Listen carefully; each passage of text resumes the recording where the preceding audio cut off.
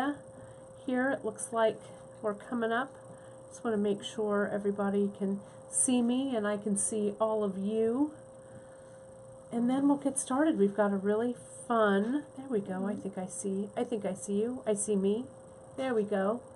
And let's just double check and make sure that we're up on the YouTube. Just going to refresh that page. It's great to have everybody here. So happy New Year to everybody. And I'm going to just make sure.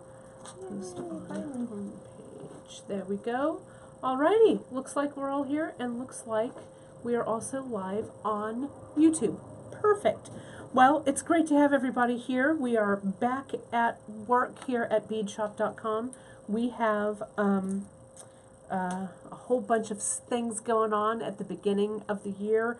As you guys know, we are moving our office space. We're so excited. That's going to start on the 16th. So right after the Facebook Live on Wednesday the 16th, we are starting to move. So there will be we'll be open for business during our move time, but packages will not be shipping from about the 16th to about the 22nd or so. So we'll definitely be taking your orders, but orders are going to be shipping out again after the 22nd. But currently, orders are still shipping. Don't you worry, nothing happens until the 16th. So you've got plenty of time to place those orders in. Well, it's great to see everybody. I've got so many people here jumping on. Great to see everybody, always. I see my friend Stephen James is on. Hello, Stephen. How are you? Where are you? We should have a little show that says, where in the world is Stephen James? It would be awesome. Yep, it'll be so great. Yep, the move, it's going to be really fun. We're going to have a lot of fun times with our new space. It's great. Well, and I see everybody jumping on here, so we're good to go. Great. Okay. Well, we have a big project today. As you may remember from Friday's Free Tip Friday, I did a project called Sassy Little Stacks. This is kind of taking Sassy Little Stacks even a little further. Those of you who may remember last year, Janice did a great project called Sea Dive, right? So Sea Dive, this coral dive is kind of a sister project to that project. When we were playing around with thinking about doing our monthly mix for this month of January, that's when the colors of the year from Pantone were coming out. And so Pantone's color of the year for 2019 is called Living Coral, and it's right up our colorway, right? It has kind of this great coral tones, one of Janice's favorites. So I jumped on it right away and I said, all right, monthly mix, Janice, you're doing for January, and it's going to be the Living Coral. And then she kind of took the inspiration. This was the exact photo that was put out by Pantone. She took this exact photo, and that was the inspiration for the project that we did today. So it's going to be great. It's going to be really fun. I think it's a really fun color palette to work with, and I'll show you what we made of it as well. It looks like a lot of you loved the Sea Dive stacks, which was great. And it looks like we've got Janice and Gita also moderating on the website, so it's great to have you both here. Brandon, of course, is behind the camera, working those camera angles. So we've got everything going. So what I'm going to do is we're just going to jump right in because we've got so much to play around with today. So let's move that camera and get this party, this coral dive party started. Let's do it. Okay. Yes. So let's get all of this going. I hope you guys all had a great New Year. We had a great New Year here. Very busy as always. We're processing all of your orders and getting new ideas and stuff in. So the new year has come and gone, and we are ready for 2019, that's for sure. All right, so I think you guys can see what I can see. Okay, let's just double check and make sure. Is this crooked? Am I crooked? What's crooked? I feel we're a little crooked. There we go. No, now we're a little further out. There we go. How's that looking? And then, Brandon, we want to take the branding off the bottom. Excellent. Alrighty. This looks pretty good. How's the lighting? We need to up that light at all? Okay. We'll see I think we're alright. Okay, great. So I feel like this is a little crooked though. But I don't want to get it too far down. I think it's just a Okay. Maybe. Forgive us just a second, you guys, while I kind of maybe we take this in just a little bit. Maybe we want to get this a little. Where am I going that way? I don't know why we're so crooked. I think it's just the nature of the kind of the fisheye and Mm, the various maybe. things. When we Okay. get in it, it's not All right. really as noticeable. Okay. Alrighty. I Well, think it's still sticking in. let's get this show on the road then. Look at that. So let's take a look at our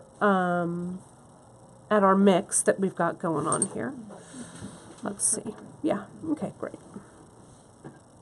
So the mix. This is the Coral Dive mix that Janice put together, which we love, and we've been doing. We kind of did a new thing with this mix. It has a new. Done something in it that we haven't done before with these monthly mixes, and that is that we are using Tylas and half Tylas. Can you guys see that? These are two really fun beads, and there's some of those beads, the Tylas that Janice used in her sea dive, right? So we've used these guys. It's the half Tyla, like I said, and the Tyla bead here. Those guys, that's the pale, silk pale coral Tyla, and then the semi-matte opaque salmon half Tyla, which is really great. Let's get kind of close up on here, Brandon. You have great, so everybody can see it. And then we used the Delicas. We used a mix of Delicas here, and if you want the recipe that is in the Coral Stacks, if you go to the monthly mix Coral Stacks, you see everything that's listed in there. But we have the Delica, the Duracoat Dark Salmon, and the Lychee, both in the Delicas. And then we've got, and you can see they're kind of a light and a dark. And then we've got this 11-aught. We mixed an 11-aught in with them. And the 11-aught is the matte opaque blush, which I just love. This matte opaque, it's a really pretty kind of contrast to what we've got going on there. And then we have an 8-aught in here, and this 8-aught is something we use a lot. It's that dyed salmon silver-lined alabaster, really gorgeous.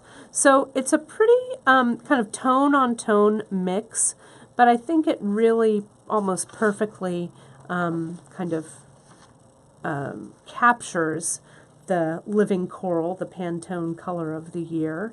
And I know people were saying, you know, a lot of my different blogger friends and stuff were talking about this color, and people were kind of, I think they got mixed emotions about this color from Pantone.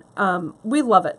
Coral is a staple in Janice's bead wardrobe for sure. So I think it's really great. And you can see it might be a little bit washed out on the camera. It just depends on what your screen is looking like, but it's a really vibrant tone-on-tone mix. I really love it. So, so this was Janice's inspiration.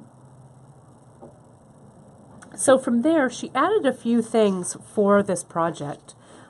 She added these melons, and the melons are the Pacifica watermelon. We've got those guys in. And the Pacifica watermelon, I think, adds just kind of a little bit of nubby texture to the piece. And you can see as I lay these out here, you can see that the 3mm melons kind of show in each of the strands. And then Janice used 3 different buttons, and we used the the Beachcomber, which was almost a no-brainer, right? It's this sand dollar one. We've got the swirl button, which is kind of like tides, right? It's kind of cool. And then this one we call Offbeat, the square one that's kind of small. So they stack up really nicely on the wrist. So we were talking about how we put all of these, how do you go from like a monthly mix like this to actually making sense of it and putting it on a finished project. So that's what I want to talk about first. Some of you may have seen, if you're a bead table member, you may have seen our buddy Ali Mori on there. She has made wraps with the monthly mix. All last year she's worked on it, and we have a little bit of a surprise for you coming up in February with Ali and those mixes and those finished pieces, so you guys have to kind of stay tuned for that. But one of the things that I do first when I'm thinking about working with the monthly mix, and just as an aside, the tube, do you have the tube, Brandwin, from the mix? The tube is a smaller, we did it with a smaller size, so there's plenty of beads for you to work with. Usually the monthly mixes come in the longer tube, but this one actually comes in the shorter tube because they're smaller beads. We can pack a lot in there. Okay, so what I do with that mix, and this is I think one complete monthly mix right there, so I'll just dump it out. You can kind of start by sorting things out and seeing what you've got.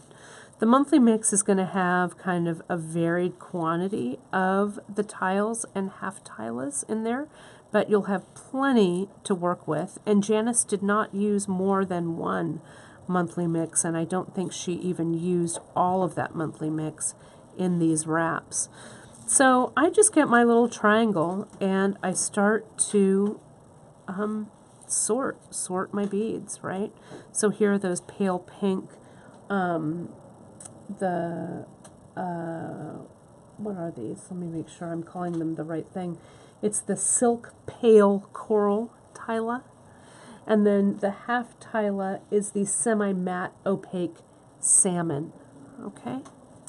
So let's just kind of sort those guys out because they're kind of the most important kind of say something beads that we've got in there.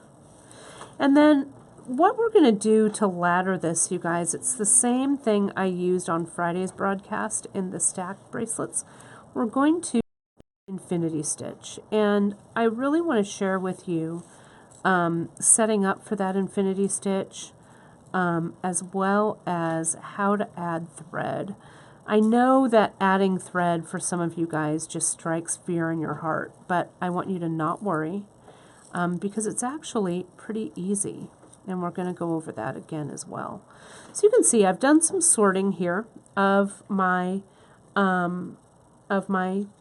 tube, of my beads in my tubes, right? And then I'm going to start looking at the different sizes here. And if you're going to make several bracelets, I might just get, I don't know, you can buy the components of the mix, but I might just toss a couple of tubes of the mix in your cart. That's probably how I would do it.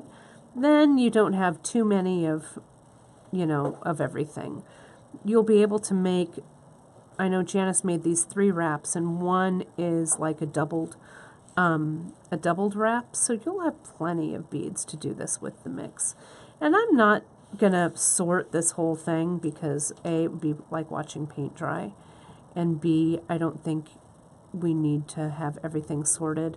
When I work from a pile, when I'm working even like with freeform peyote stitch, or if I'm laddering, I kind of dump everything into a pile anyway. So just think of these as pre-piled beads, right? So I wouldn't sort out too many. Maybe the big options. But there we go. You can see here's the sum of its parts here. So we've got the tiles, the half tiles, the 11/aughts, the 2 delicas, and this 8/aught. So that's what's in this mix. So now, for the piece that Janice did, this is the actual bracelet that's here. And you can see what she did. Where's my awl? I know I had it here somewhere. Maybe I didn't.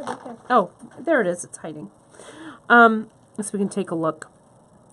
What Janice started, as we do always with our wrap bracelets, see how she tapered up, and then notice you can also see the difference between the Delicas here and the 11-aughts. They're both 11-aught sizes, but see how the Delicas are more like little tubes, and the 11-aughts here, they're called Rocales, they're more of a rounded bead, but same size, technically the same size, but they do differ a little bit in actual size with the beads. Okay, so you can see here, Janice has just started to pattern, and you can see this one pattern stack right here.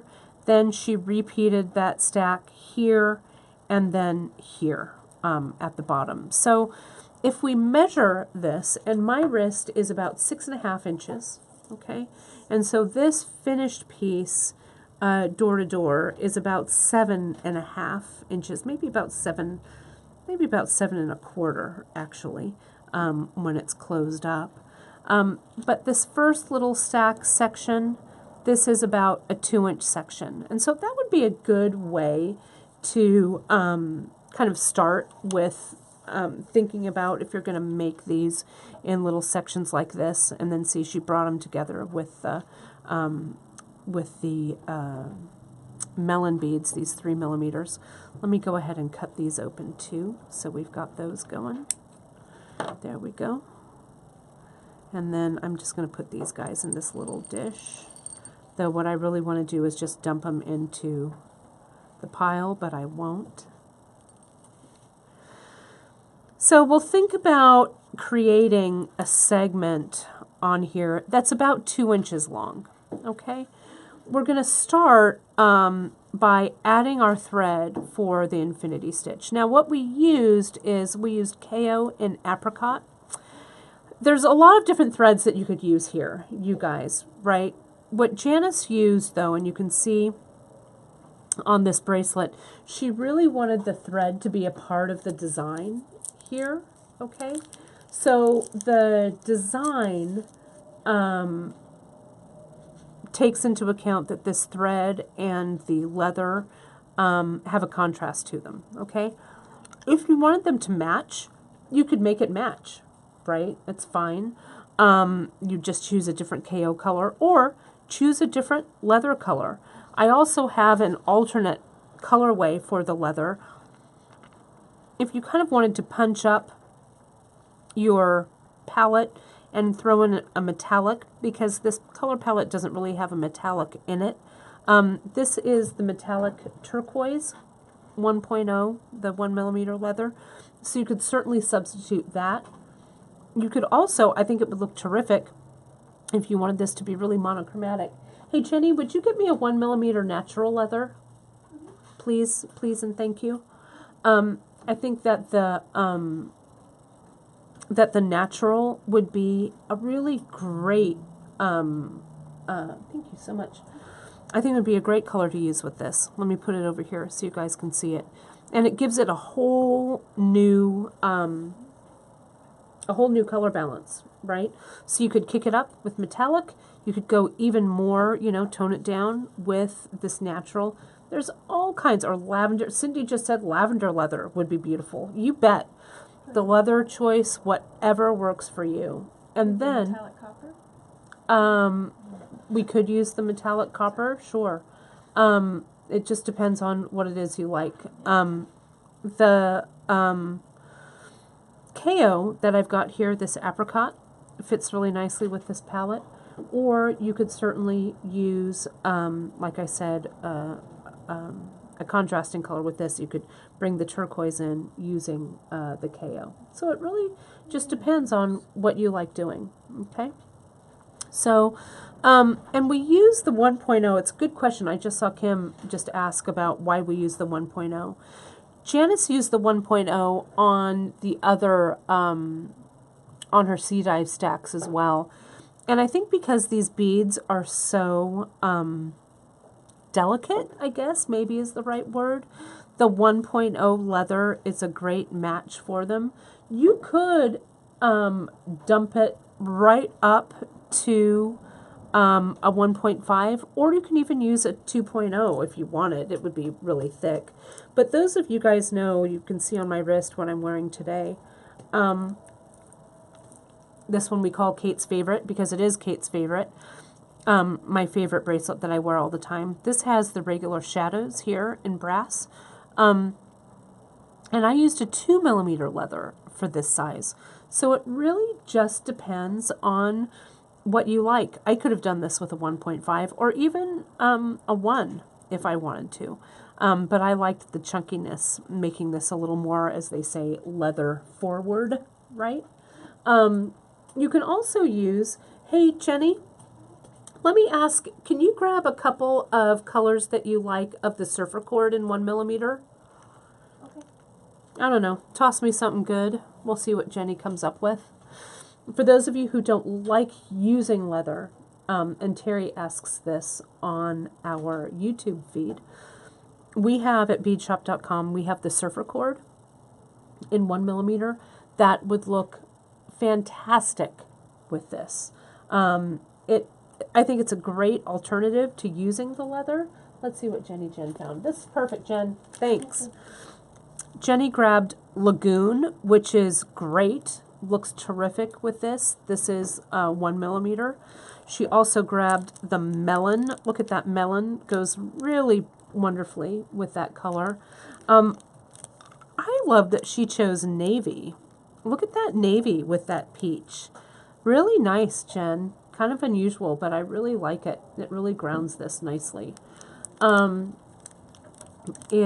you can also use this cream, which would be really pretty. Janice is mentioning we got the cotton cord. We're actually, Janice, I think, closing out all of that cotton cord because we have the surfer cord, which is also cotton. And the surfer cord in 1mm, I think, would be perfect for it. So those, I think, are great alternatives. And you'd use that cord exactly how I am going to use it for this. Okay. Let's talk about, and let's see, somebody came up. Let me see.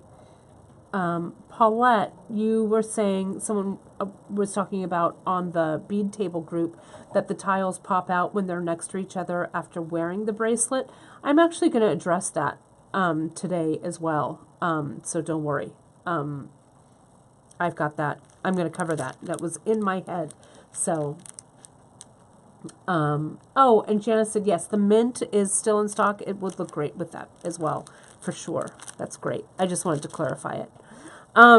Okay, so let's take a look at how we would actually start this. Okay, and we would start this as any thread. We'd start the same way with Infinity Stitch. I'm going to unravel some KO here. My board is 14 inches. So I'm going to go once, twice, 3 times, and I'm going to give myself a 4th time. Okay, so 4 times the length of my board. That's about 40, about 50, 56 inches or so. Sounds about right to me. Now I'm just going to do some real light waxing. To wax or not to wax, that's the eternal question about whether or not to wax your thread. I always find a little light wax coating when I'm doing this Infinity Stitch helps to keep everything in order. Okay, so I'm a waxer for sure. Let me get some of this extra stuff out of the way. Now, we are using our size 10 beading needles. You could go with a size 11 or even a 12 beading needle if you wanted, especially if you're using the KO. The KO is really super fine. I like the 11. I also sometimes, for something that's this small, I'll also use our sharps in size 10. The size of the sharp you can see here. It's a lot longer or a lot shorter than the size 10 beading needle. And so sometimes I like the control of having this small short needle, but I think that comes from being someone who does a lot of hand sewing, right? Because this size 10 sharp is what we do a lot of hand sewing with, okay? But we're going to go ahead and use our longer beading needle today. I'm going to give a little extra thread, a little extra wax to this thread here. And we're going to come in, and as Emily likes to say when we're doing seed bead work together, that you needle the thread and not thread the needle. So I'm going to get that little tip of thread, just a little bit, sticking out from under my thumbnail. And now I just place the needle. Let me try that again. I place the needle right on the thread. There it goes. So instead of trying to shove that thread through the eye of the needle, I sit the eye of the needle right on top of the thread. And you can see how quickly and easily that went through. All right. So now let's double this thread over, which is why I went 4 times the length of my board. Some of you I know, Tammy Drennan, I'm looking at you. I don't even know if you're watching today. But I know that you guys like to cut like just miles of thread so you never have to add it, right? So, and if you're one of those miles of thread kind of people, that's cool. You know, you do you. That's okay. But I sometimes, since my board and stuff is usually such a mess, I sometimes prefer to add thread so that I'm not catching everything together. Notice how after I've strung my needle, I'm re-waxing one more time so that, especially with infinity stitch, it makes things a lot easier. As I run it through my fingers, those 2 threads kind of become one. Can you see that? And I can also kind of remove any extra wax that I don't need. But see now how that single unruly thread is now one thread that I can really hang on to pretty easily. All right, so we're going to start, as we'd start any infinity project, by a little bit of a macrame here. And you can see it's right here on the button, on the back. And can you see how I've set up the back of the button here with just a little scrap piece of Ceylon, regular Ceylon here, and I've clamped it to the board using this clamper here.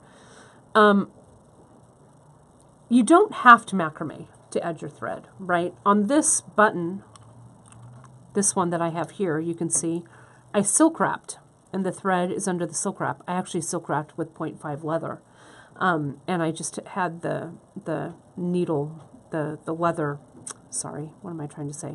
The KO that I used is underneath this silk wrap, right, already done. Or you could just tie everything in an overhand knot and tie the thread on underneath that knot. So you don't have to macrame, okay? But you can just, we're going to macrame with this today just because it's a nice clean opening. So I want to start by macrameing, and I want enough, I don't want the loop to be giant like this, right? Because we don't want this button flopping around.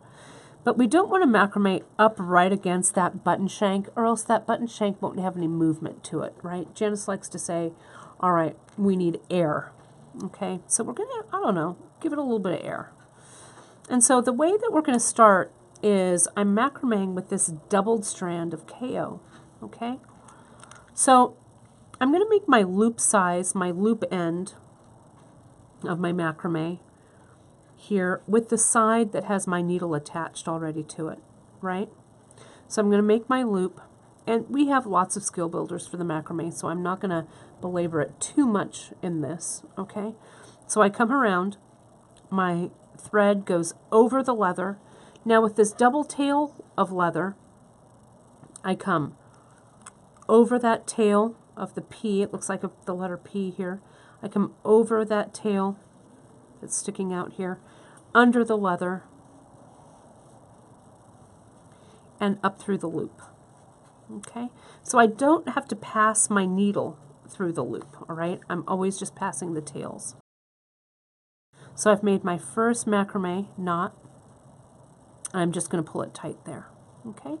The wax helps it to hold together, but if it comes undone a little bit, all you need to do is kind of go back up and tighten it.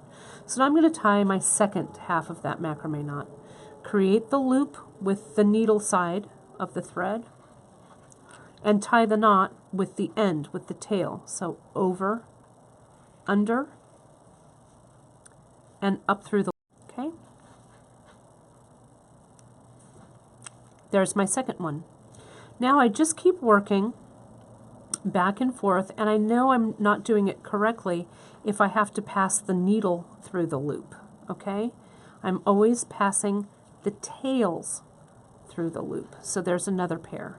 Let's do another pair here. Underneath and under, and make my loop, and underneath and under and out through the loop. Now there's 3 pair, okay? Maybe I'll make one more. All I want to do is I want the macrame to clear the button. And it looks like it's actually clearing the button right there. Okay? So now, I also want to make sure that I end up with the needle on the correct side, okay, from where I want to start my infinity. Remember, with infinity stitch, you guys, you only add beads on one side, okay? So since I'm right-handed, here's my right hand, here's my left hand, L means left, right? I always, for me, since I'm right-handed, I start my infinity stitch and add my beads on the left side, okay? And come through to the right. Now, our infinity stitch, and this really, I know that some of you are like, I'm not down with infinity stitch. It's not for me. But really stick with me on this, you guys. I just want to show you here and make a little quick little diagram. If these are the legs of our ladder, I've got my button up here. My thread, I always come, the thread makes a little figure 8 as you're going, as you're stitching through, okay? That's why it's called infinity, okay? And here where kind of that cross is, that's kind of where your bead goes on, okay? So that's why it's called infinity, because we're making that figure 8 as we go along. All right, so you'll see what I mean as I actually do this, okay? I love it. A lot of you are like, hey, yes, you love infinity stitch, yes. And don't worry, you guys, I love it, right? Everyone, I love this comment. Kim just said on the Facebook feed, she said, goodness, there are so many of us. I was hesitant to admit my abundant thread usage, but now I feel better about it. It's really, really true, you guys. I know you're out there. I know that you guys add just like 5 miles of thread. But I'm going to walk you through changing thread again. And the more you practice it, I think the better you'll be. And I do see a lot of you who are like, no, I'm so down with the infinity stitch. I love it, which is great. So that makes me happy too. Notice what I've done here. I've taken my little spool of KO. Maybe I'll turn it over so it's, the pretty side is up. There we go. And you can see it kind of opens things up a little bit, makes it a little bit easier for me to get in there and stitch. So now, the first bead that you put on sets the tone for everything else, okay? So we don't want our first bead to be popping up, or, you know, we want it to sit nice and tight and even. So I'm going to start by adding just one. Choose either a Delica or a Rocal, an 11/0, and that's what's going to fit right in here, okay? So I'm going to start, I put my bead on. Now I'm going to begin by going over this strand to my left, under this strand, the strand to my right. See that? See how the needle is over and under, Okay? Pull it through. Now it always looks a little funny, but that's okay. Let it look funny. Now I'm going to do just the opposite. I'm going to go over my right hand and under my left hand piece of leather. So there it is. I'm going over that one. Sometimes you can't pop the needle down and go right under. You have to pull it through a bit and then go under. Okay? So once you've done that first pass, pull everything up. And see, my thread's a little loose there. That's when you get your awl. You have to open those up just slightly. Get your awl in that loop so that loop pulls tightly. See that? See, look at how nice that sits. That thread's just coming down from the macrame through that bead. It went under the leather. Now it's going over the leather, and now I'm going to give it just a little pull, and it goes under the leather on this side. So that's our first figure 8. Now, anytime you're doing a ladder bracelet, and you guys know this, I've done it a million times for you, but I'm going to do it again. I'm going to pass through one more time. Okay? So I'm going over the leather and under the leather to the right. So over the leather, slip that through that size 11 bead. See how the needle is coming up, so I need to pull it through, and then I pass the needle underneath. There we go. So that really solidifies that first stitch. We only stitch through twice on this first bead. Okay? Now, over the leather to get the needle back into position, and I'm scraping the top of the bead hole with the tip of my needle so I'm not splitting any of these threads. I go underneath. Now I pass it under the leather here. And let's pull this through. So there we have it. So it's nice and neat. Okay, look at how nice and clean that looks. Okay, so now let's add our second row, shall we? Right, it's exactly right. Spidey is saying it speaks to the weaver in her. That's exactly right. If any of you weave, work on a big floor loom or rigid heddle loom or a simple hand loom, whatever, or if you do bead weaving, it's the same thing, over, under, right? Can you see our thread is coming out from under this side of the leather? So now it's going to swoop around, making that big circle. The thread's going to go over the left hand and under the right hand leg. After you get your kind of beads on there, that's when you position them up. Okay? And you can see, like if I'm confused or I'm not sure, or I leave my project and I come back and I'm like, oh my gosh, well, what do I do? Well, you can see there's no stitch here. There's no leg. And there's already a stitch over here. So you know you have to bring the thread over that leg. But there's already a stitch there. So you just bring your needle underneath. No need to have a thread show. Okay. Tighten it up. And straighten everything out as you go. Once you have these kind of straightened out and centered, then it kind of, again, it sets the tone for the rest of the bracelet. Notice how I did this kind of little pull open a little bit here to kind of even everything out, and then I tightened it up by pulling on the thread. And Donna's saying it seems like it's more work than regular laddering. You know, Donna, I almost always infinity stitch. I don't know. I've kind of fallen into that habit, honestly. But it really depends on what you love. If you love laddering, doing kind of the back and forth with two strands, then by all means, you do it. You know, you could do that with this pattern for sure. But I find that with smaller beads, tinier beads, I'm a little faster with the infinity stitch. I like the addition of the needle on the end. Really works out for me. So now, see, we've got our 3 So we just have to open that section up just a little bit. Then we come over to get that stitch. There's already a stitch on that side, so we pass the needle underneath. Okay, so there we go.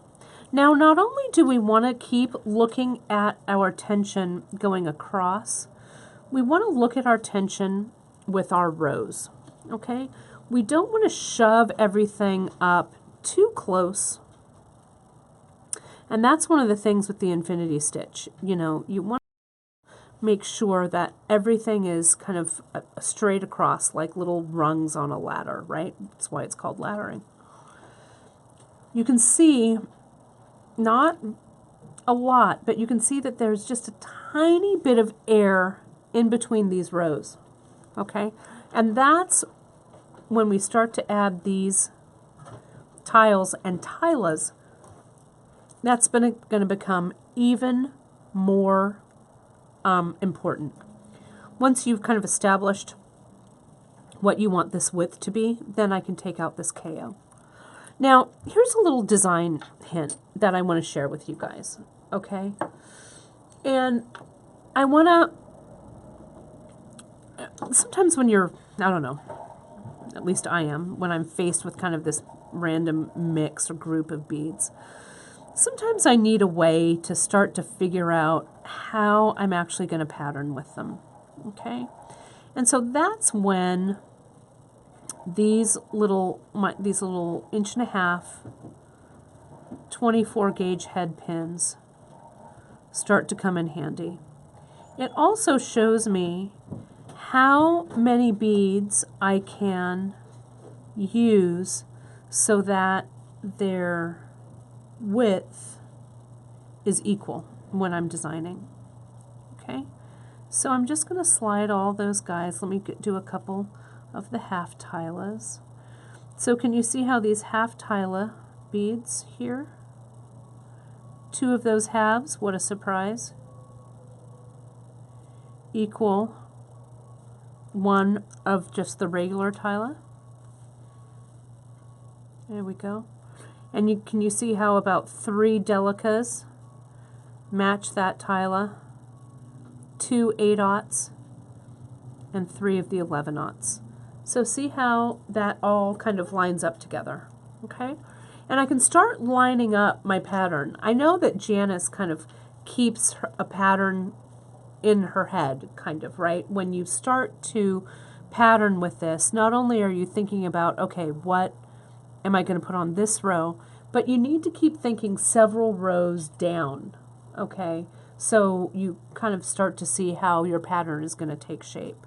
But with this, let's say that I wanted to start thinking about a pattern. So I've got my 11/0s up here. I've got my delicas. Maybe I want to do another delica row. So maybe I'll do it in the next color. I don't know. Or you could also, you know what's really cool with these? The delica, whoops, they're so tiny, aren't they? My gosh. This tone on tone is so subtle. And I know it's a little bit hard for you guys to see.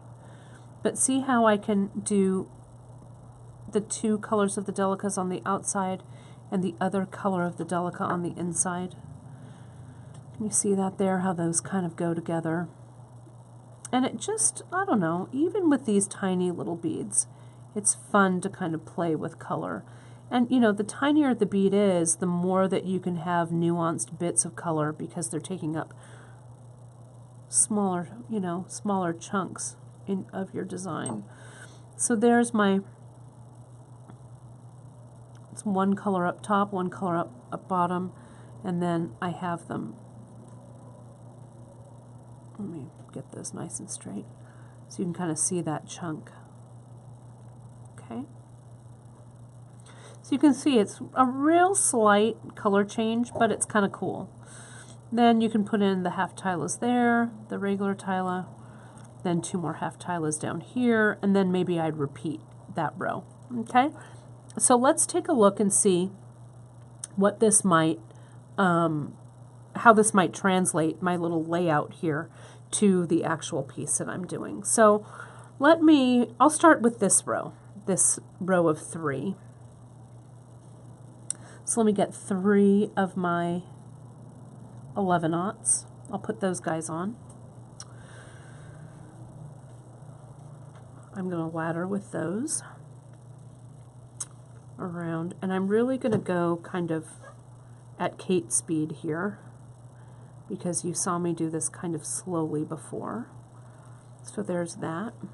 I go through, I automatically get my fingers on that, tighten as I lock it down. Also being very mindful. This is something else I want to point out. See how this row automatically just wants to diagonal, that this stitch and this stitch is higher, this stitch is lower on the leather. So you want to just kind of come in and you get kind of an automatic feel for that. See how now I've straightened that row up? Then I get my finger on that straight row and pull it a little bit, okay? That also really contributes to not having your beads buckle when you put it on, okay? So eyeball that and make sure that row is straight. If you don't have an awl or something like this to help you straighten those rows out, get one. Just like my mom says, she uses one of these awls when she sews, when we quilt. It's the same thing when you bead. You can get your tiny, they act as your tiny little fingers as you're stitching. Okay, so now I'm going to put on 3 delicas. Whoops, you know what I didn't do? I didn't pass the thread underneath, and you know how I knew that? It's because I had 2 stitches here. I don't need to see this on top of the leather, so I need to pass it underneath. There we go. Now my beads are in order, so I get my beads there. I have my needle go under the leather, just like so. There we go. And I pull down a little bit on this side, push in a little bit on that side. Okay, so I get it, that row is nice and straight. So I come through, I put my needle underneath, get it right there, and then I pull everything so it gets nice and even. I don't want to pull it too tight because that would not be good. There we go. You want to keep that tension. Okay, great. So now my next pattern is the darker delica. I'm going to do a darker, then one of the light ones. Just, whoops, they're jumpy today. And then a dark. And again, it's a subtle tone-on-tone pattern, but it's definitely there. Okay. Now I shove it in there. Done and done. Go back through, keeping the tension all the time.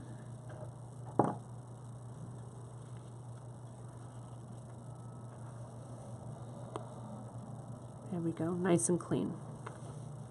And if it's too tight, again, just pull those legs out just a little bit.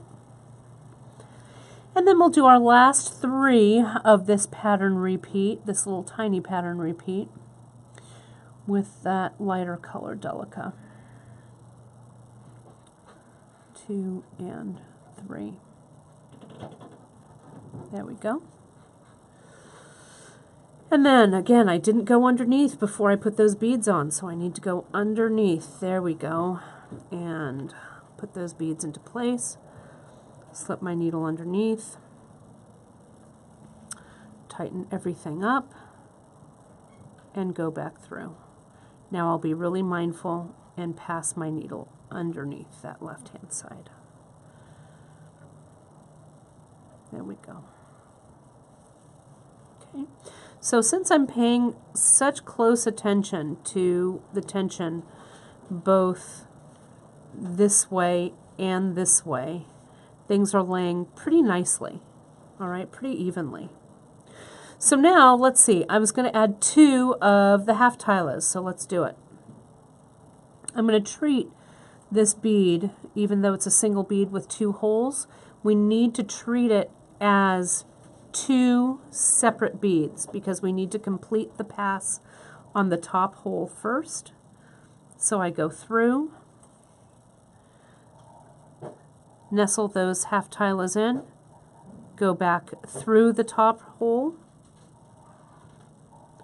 then I pass my needle underneath,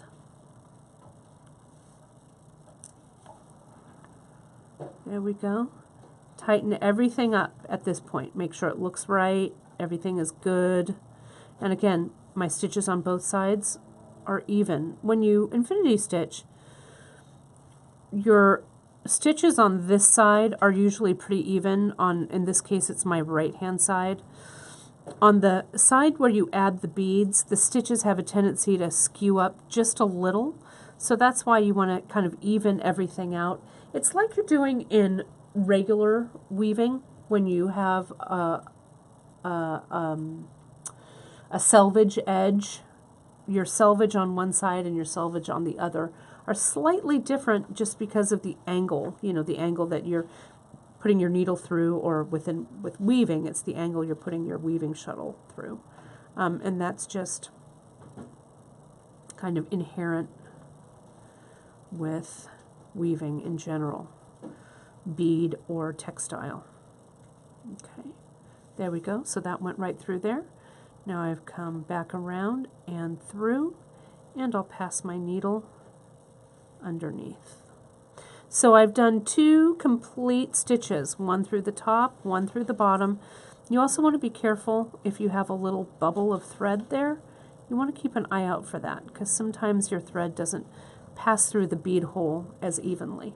So there's the tila. So now let's put on the full tila. Same thing. We go under, pass that needle underneath, there we go, and kind of push it up. And just, again, I can feel with my fingers if I have enough room. The buckling happens if like my stitch is like way up here.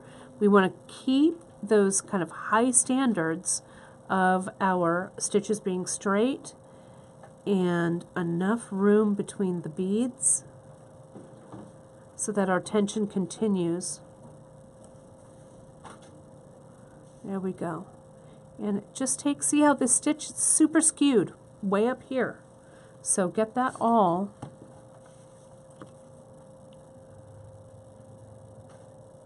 kind of straighten everything up. I'm being kind of a little kind of crazy with this, but I want to show you that sometimes really checking, this is what my eye sees as I'm doing this. So even if I'm doing it quickly, I'm checking for consistency in my stitches.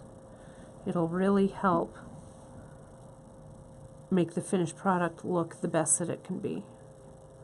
I'll go back through and down. Okay. So now let's just reverse that pattern.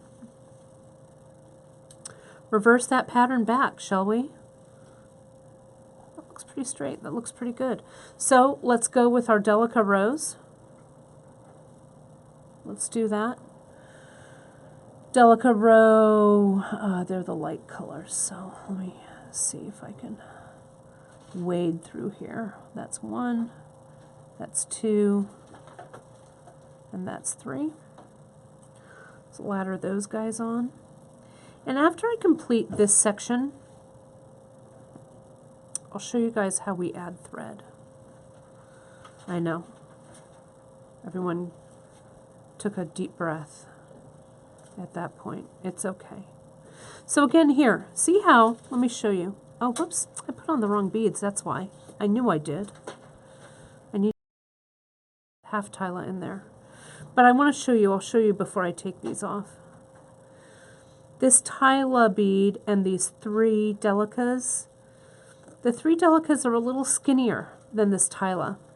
So depending on if you want your design to start coming in and being tighter, you could pull those 3 beads tight, or you could leave it with a little bit of air so the size matches a little bit better. And that's probably what I'd do.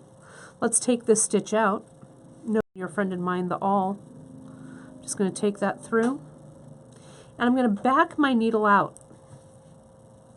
If I back my needle out, look what happens. I'm just pulling it. The needle, the eye of the needle doesn't split anything. It just backs it out like you're backing out of the driveway. You take these guys off, okay? If you put it point of needle first and try and stitch back through, 9 times out of 10, you're going to split the thread, you're going to have this tangled mess. So back the needle out, like you're backing out of the driveway. Okay, now I'm going to go under, through this bead, up at the top, the hole, stitch it down, go underneath, stitch it. Gosh, it's catching on all these clampers. There we go. That's a little high, that one's a little low. Center it. Don't forget about the second hole of the Delica, not the Delica, the Tila. There we go. Again, center that thread, pass it back through and down. And things are looking pretty even. Look, my pattern is looking even. I can see that I can also even feel it with the tip of my awl, that I've got just a little hair of room, a little bit of air in between those Tila beads. So I'm not going to worry about them kind of buckling over. Think about, you know, we're stitching this bracelet flat, and when this bracelet is worn, it's worn in the round, right? So in the round needs a little more room when you curve this. So you build in a little more slack when it's flat. Then it fits better when it curves around your wrist. Alrighty, so let's add that next. Nope, let me go under. There we go. And now let's add my next group of Delicas. I think lettering with Delicas, I think it looks terrific. Terrific. I like how the Delicas really lock into one another, not only from top to bottom, but also from side to side. I think they're really good. Pass it underneath.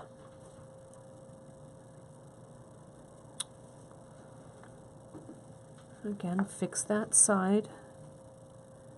I mean, you don't have to be this detailed. It'll come out okay, but since I'm doing this for you guys, I really want it to be as perfect as I can get it. Also, something that I'm doing without even thinking about it, okay? I have my finger there and my nail on top, and I'm constantly kind of petting this thread so that the threads stay side to side and not twisted. That also helps give me a nice clean stitch. Okay? It's just something I kind of do automatically. I do that with wire, automatically straighten up my wire, automatically straighten up my threads. It's kind of a subconscious habit that I do. And it'll also help everything to sit nice and even. So here's this. There we go. And then what did I do? I had that row of 11-aughts. So let's look at that row of 11s. And 3 of those. And also when you're laying out your beads, like I was doing over here with these little head pins, you can also see what kind of groupings you can make to equal the lengths of the tiles, or the tiles. So you could probably do like an 8-aught and a half tila would equal 1 big full tila, right? With the 11-aughts, it's a little difficult, but you could probably maybe do 2 11-aughts. I don't know what I'd do. Maybe I'd do 1 11-aught and 1 8-aught and just kind of not pull it so tight. Whoops. What did I do here? There we go. Got a little... Don't let it scare you. Just, you're the boss of that thread. Make that thread work for you. one more row of delicas. That's what these are. And see my thread, I'm getting kind of low on thread, you guys. Oh my gosh, what are we gonna do? So what Janice did on her sample, let me bring her sample back in. See, I was a little slapdash with that one ahead of it.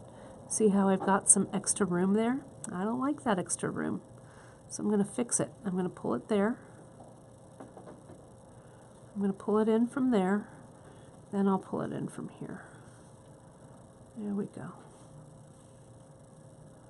That's what happens when I try and rush it. So let's look at her sample, which is right here.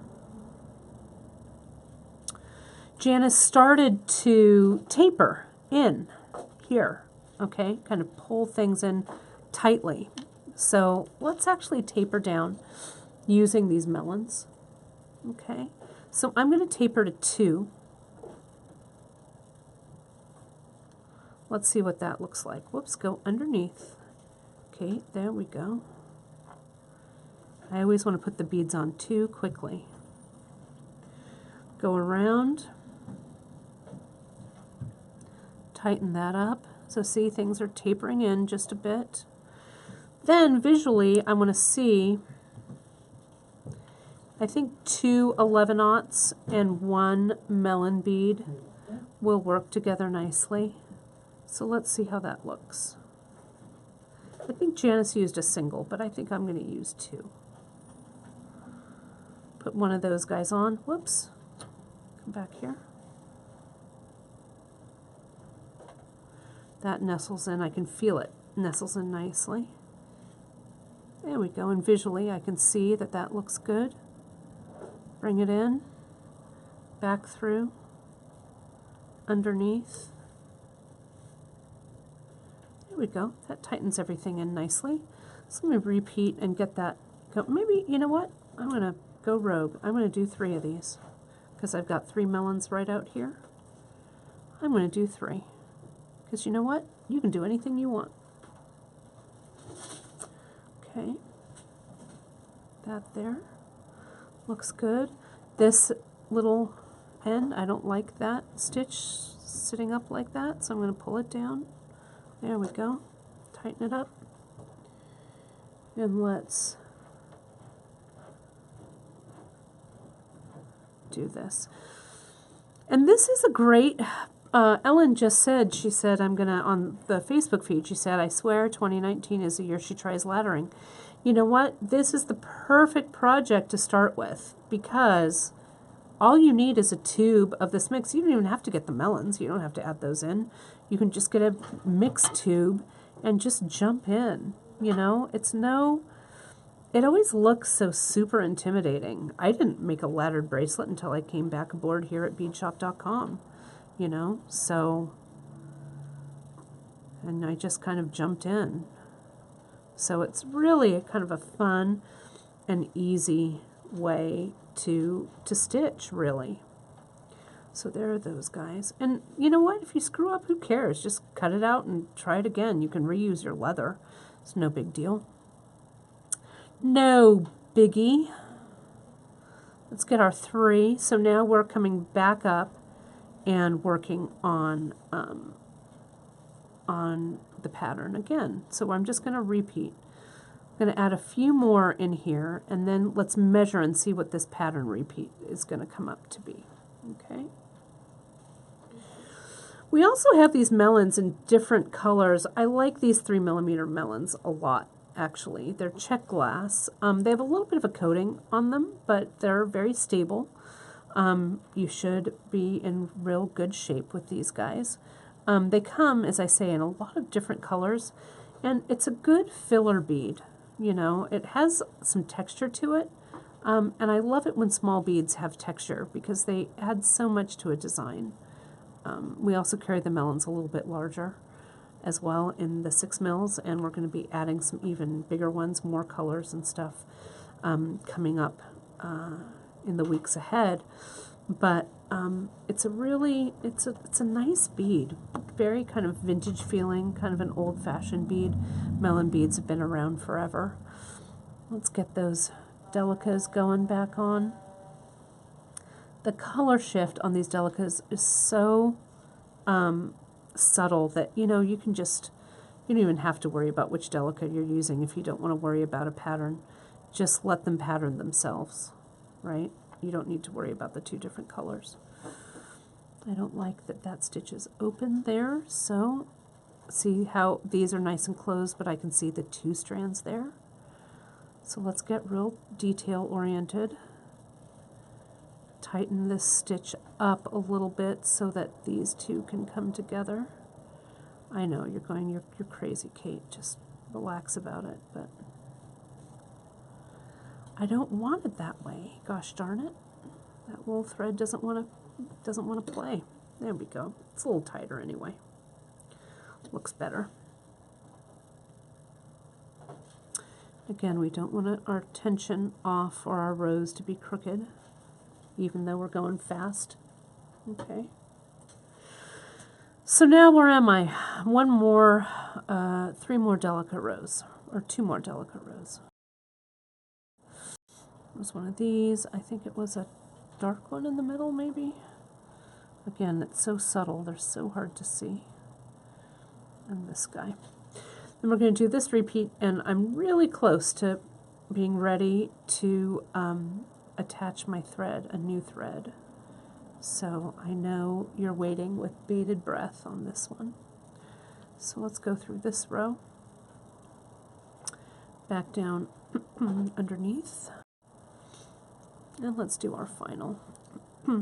Now I want you to think about adding the thread, those of you who are seed beaders, right? And I know you're like, no, I cut a mile of thread too when I do seed beads. Okay, well that's fine. But when you're working with seed beads, when you add or take away a thread, you don't tie any knots, you don't weave in, or you don't, you know, glue anything. All we're doing is weaving. Okay, we weave one thread off and we weave a new thread in. Okay. So I'm going to stop here and I'm going to weave this thread out because I've got enough here. This is about, I don't know, 4 inches, maybe 3 inches or something. Okay. So so then what I'm going to do here, I don't want to see the extra thread though up here. All I want to do is use these beads to weave back up into. So I'm going to take my needle and go back through so my thread is on the inside. Now watch what I do. I'm going to take it up, and I can even take it up just through 2. Like that, right? Tighten it down. Now I'm going to pop that thread up another row. And so since I just went through 2, I'll go through that second, whoops, that second thread. See that thread path there? There we go. And look, can you see the thread? No. Now I'm going to do the same thing. I'm going to do it all the way. Maybe I'll go all the way through these 3. There we go. Again, hard to see, right? Can't see it. Now here,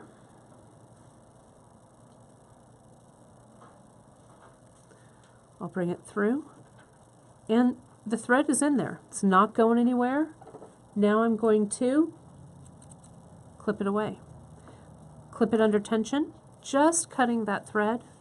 But look at that. That's all she wrote. Done and done. Now, I need to think for a second. You need to think about when you're adding thread, is this going to be a continuous wrap like Janice did this one that's doubled over, this double wrap? If it's going to be a double wrap, you guys, you'll want to add thread here. Okay? So I would start with my needle, weave it back through, maybe go a little bit higher. Maybe I'd start it here. I'd weave it back through, so that my needle came out and I was ready to work there, okay? But if this is going to be a single wrap, who says that you have to add thread here? We could add thread down here and have our macrame start here, right? So it's just like you're starting the whole piece over again, and then everything meets in the middle, right? You could do this, do that, super easy.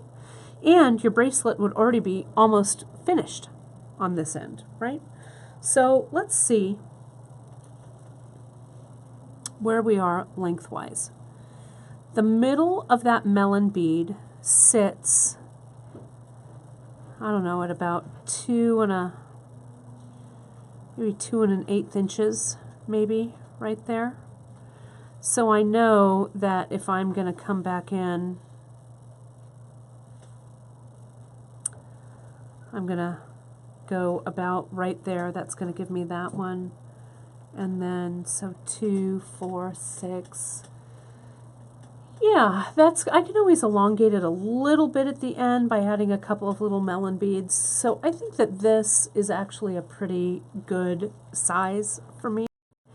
So I'll go back and start my end, my ending here.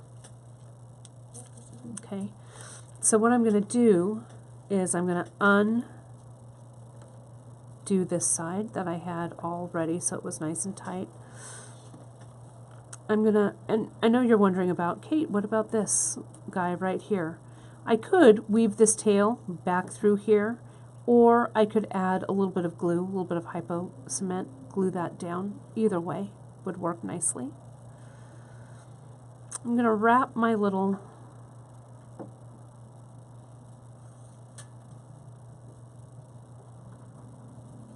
strip here. Clamp that up, because remember, for laddering we've got to have everything nice and even. So I'm going to clamp this one down. I'm also going to show you though how I'd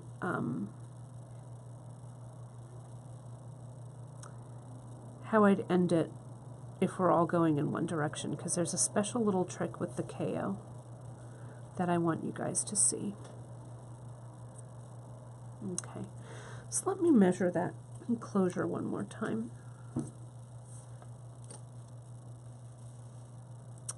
So if that's 6 inches, I'm going to start my my macrame like right there for my closure. I think that looks about right. So all I'm going to do is, let's flip this board around, right? Get your KO. I should have had another needle ready to go, but this will just take me a second to do this. Okay. Let me clip it. Clip. Wax it. I'll wax it off camera here so you don't see all this thread passing by. And then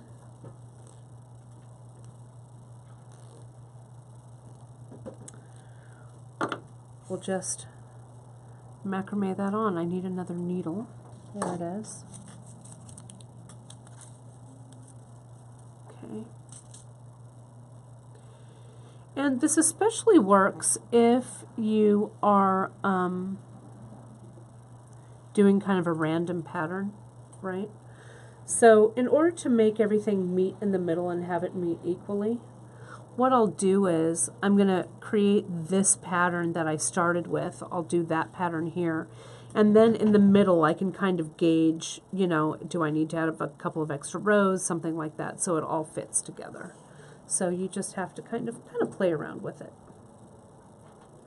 But I love doing this way, doing my closure macrame and having it meet somewhere in the middle here.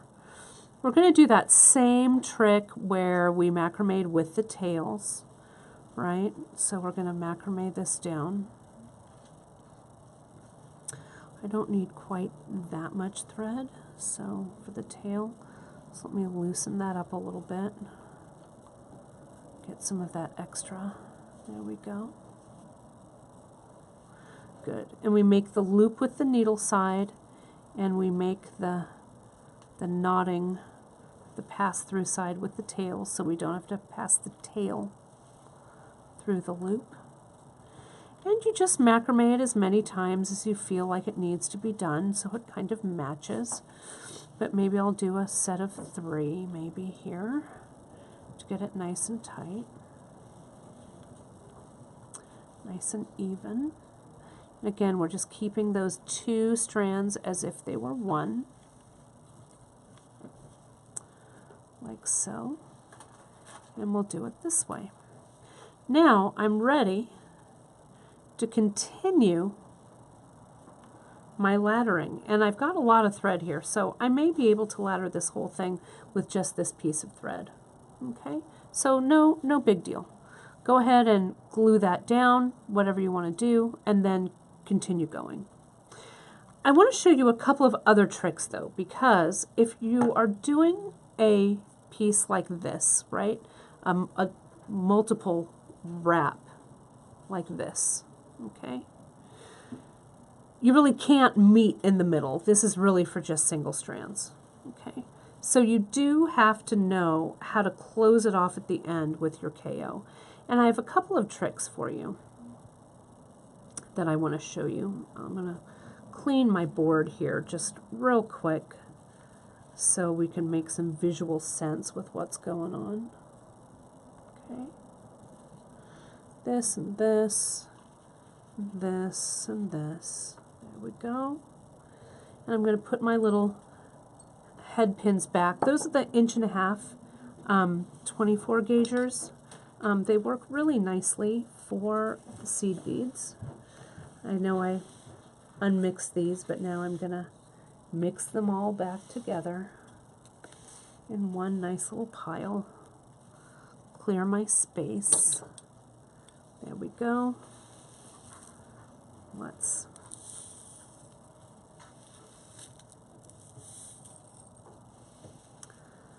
There we go. And now let me get this set up.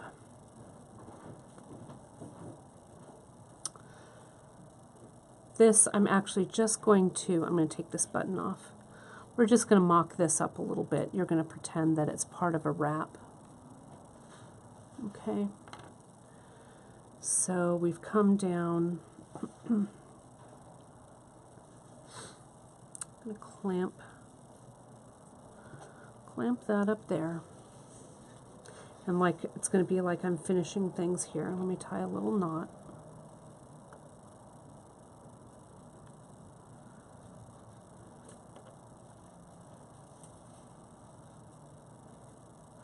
Have you used the rubber band trick? I don't know if you guys have done that. It's something that Janice uses.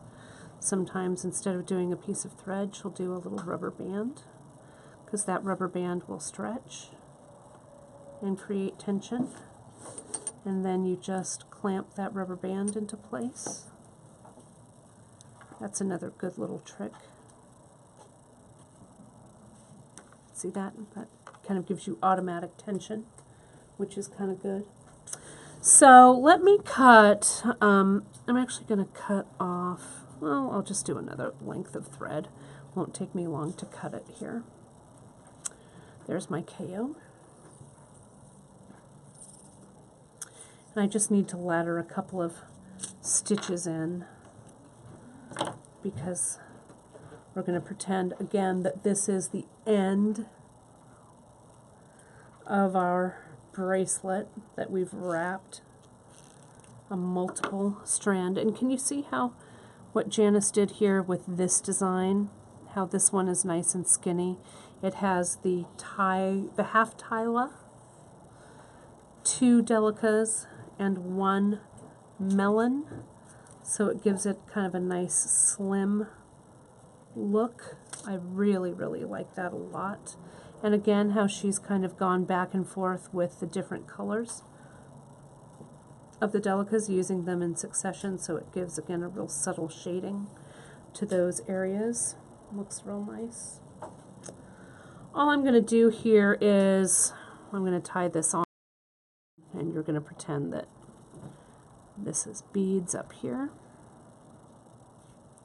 So we'll just kind of have that there.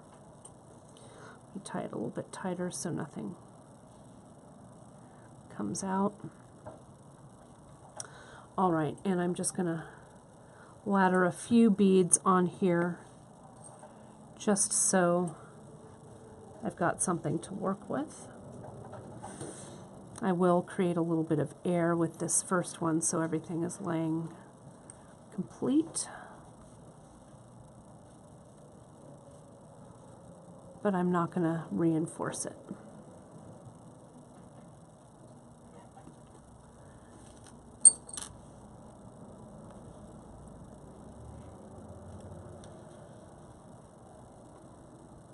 There we go, tighten everything up. There it is.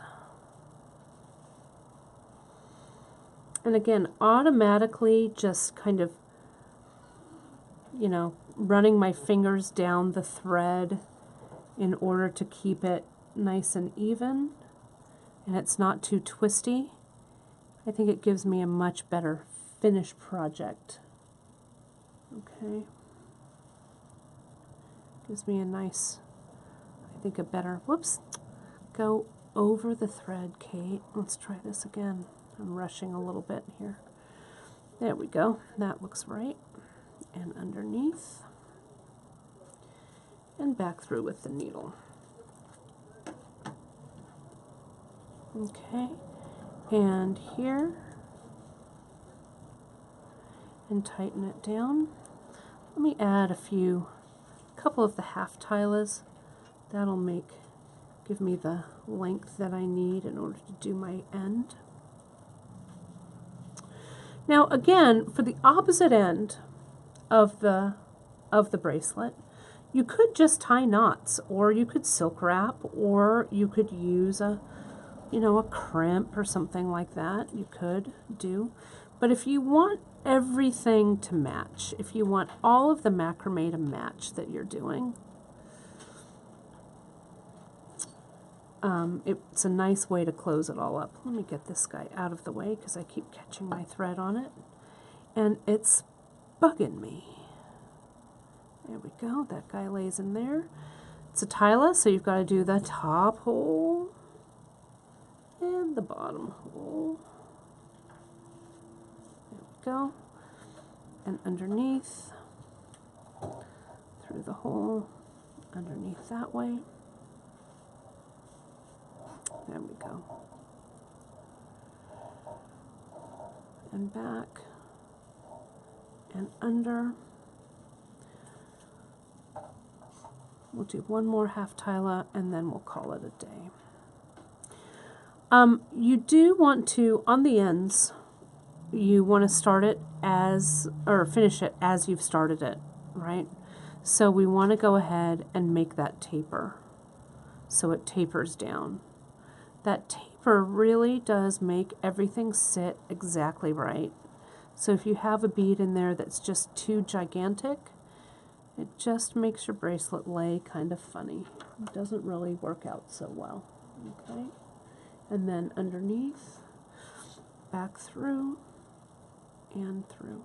As always, you guys, I know that there's a lot of new people watching today, which is awesome. It's so good to have all of you guys here.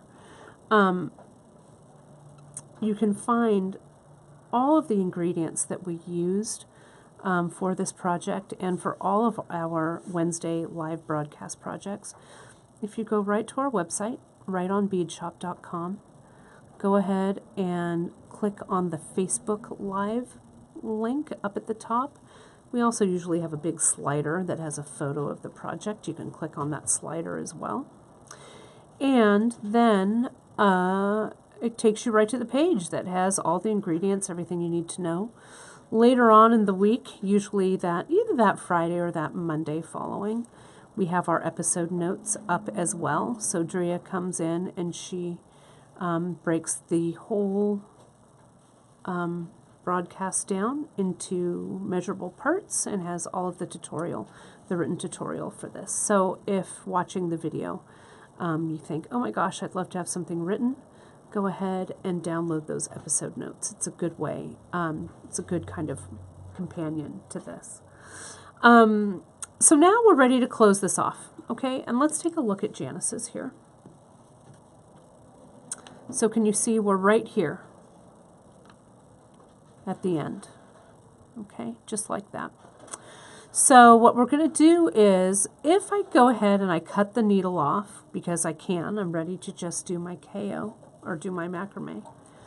And you think, oh, all I need to do is just split these threads and do the macrame with this. Well, back up here at the top, you guys, we were macrameing with a doubled piece of KO, right? So we need to macrame with a doubled piece of KO at the bottom so visually they match. So what I do is I just get another piece of KO. Doesn't have to be long, maybe the length of my board. I'm going to give it a quick run through the beeswax so it's not too curly. Okay. And then I come through and I just loop it behind and I bring it to the opposite side. And now I just macrame, choose a side. I'll go with this side, the one that I was laddering with. And I'll bring this little strand that I've looped around, bring it under the leather, up through the loop, and push it up and tie that knot. There we go. So now, look at that. I have 2 strands, both doubled, and I'm ready to just go for it. And so that my laddering will look exactly the same. Now, to close this, what you want to do, let me make a few to get rid of the tails here. I want to show you this little trick before we go too much further. I want my macrame knots to be nice and firm. I don't need them to be super just, you know, tight, tight, tight. I want them to be firm and visually tight. I don't want them kind of waggling around either, so you don't want to make them too loose. Nice even tension. Let's see if I can get those through. Come on. Get in my line of sight. There we go. Tighten that up. We're going to go on this side. For the tails, you can have your tails, you can glue everything at the end if you want, right, to get them nice and even and closed off there. But there's another way I'm going to show you by using a needle, and you can bring, kind of like when you do a silk wrap, right? You bury the ends underneath the wrapping. Well, you do the same thing. You bury the ends underneath your macrame. So I'm going to just do this one. So now, how I'm going to do that, and there we go, nice and tight, nice and even. So I'm going to start by getting my needle. And I'm just going to come in, string one of those ends through, needle the thread, needle, come on, needle the thread, there we go. Not thread the needle. I need to get a little closer in my line of vision. Sorry, you guys. There we go. Now, I need to make sure that I have enough extra thread here. I can just come through. I want to make sure that nothing is twisted. But I'm going to need to do this one at a time. I just pass that thread underneath. Anywhere is fine, doesn't have to go all the way through. Underneath my macrame.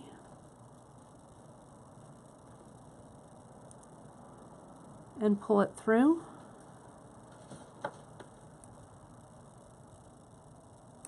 Clip that one away. Now I'll do the second one. Needle the thread. I could, if I really felt like I needed to, I could get my GS cement and I could add a little bit of that glue, just a little bit here on my thread, so then when it passes through the underneath the macrame, it kind of gives itself a little extra glue. You could do that if you wanted. But there we go. That one's going to come through right there. So I'll just stitch it through. There we go. And clip. And then I do that same thing with this side, right? And all of that thread's going to be buried underneath there. You're not going to have to worry about it coming apart. Okay? So super easy. Then Janice just did the same thing on the other end, right? There's my little macrame. So I just decide how much width I need for whatever button I'm using. And then I'd start my macrame probably about right there for this size button. All right, that's all she wrote. You could also tie a knot there if you wanted. See, but you could also do that macrame. However it works out for you will work. Jeanette asked, does the thread stay secure without the glue because of the waxing? I think maybe that could be part of it. Also, this is a pretty tight macrame. I mean, it's nice and firm down there. So those ends get really pulled in. So I'm not really that concerned about them pulling out. Again, you could add a little drop of glue. Even when after everything is pulled through, you could add a little drop of glue, not a whole ton, but there so it just seeps through and you're not going to worry. You're not going to worry about any of that coming apart. Okay. So here it is. This is it. That is all she wrote. Let's take a final close-up look at the 3 projects here, the 3 bracelets, so you can see them nice up and close. You can also find on the project page for these guys, there's a project map, what we call project map, which is the project laid out. So you can see it flat, so you can see all of the design elements of it. But this bottom one here, this is one that you can wrap around twice. And these other 2, you can see it go like 3 across. This one's a little bit wider. This one's a little bit slimmer. So they look really pretty when they're on the wrist. They wrap. So you've got all of this wrapping around, which looks really, really pretty, I think. Okay. So easy peasy. Not difficult at all. All right. Well, we're going to go ahead and wrap up this source, or this broadcast here. We also had before, as we're scooting things around, Janice also did this project when she was doing it at home. She actually used the macrame board, the mini macrame board, and the mini macrame board I think is a great way to go as well with this project. I have it up here. You guys have seen it, and especially if you're traveling with this guy. Janice likes to work on the plain side. I actually like working on the gridded side because it helps me to figure out how long I've been working, you know, the length of the piece. If you want to work on the macrame board, it's a great way to get going. You can see I can just put my little length of thread through like the little opening on the macrame board, and then I keep using our clamper. You can clamp that to the back, and that holds everything on there, right? And then you could use, I'll hold it up here. This just kind of comes through, and again you could clamp it on the back here so it stays on, and then you can just ladder this way with the piece on the macrame board, just like this. So super easy. So we have both of, you know, we've got some different options for you. I love this, especially if I'm traveling. It's fun, but I didn't want to forget to show you guys actually how to use that.